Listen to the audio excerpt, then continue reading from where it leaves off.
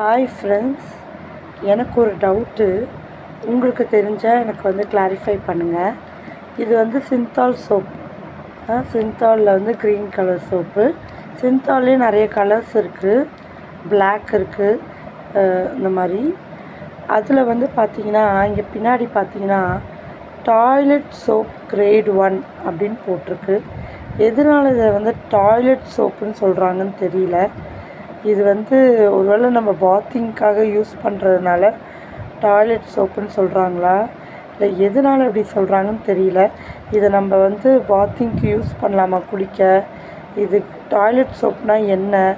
ஏன்னா இதை ஏன் நான் உங்ககிட்ட கேட்குறேன்னா, இது வந்து சோஷியல் மீடியாவில் கண்டிப்பாக நிறைய பேர் பார்ப்பீங்க. அது தெரிஞ்சவங்க எனக்கு வந்து சொல்லுங்கள், இதுக்கு என்ன மீனிங்கில் போட்டிருக்காங்கன்னு எனக்கு தெரியல. பிஎஃப்எம் வந்து 76 காட்டுது, அதெல்லாம் ஓகே.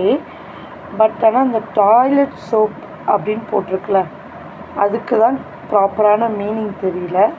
இதை வந்து நம்ம பாத்திங்க்கு யூஸ் பண்ணலாமா அப்படின்றது ஒரு பெரிய டவுட்டு. இது தெரிஞ்சவங்க கண்டிப்பாக எனக்கு கமெண்ட் பண்ணுங்கள்.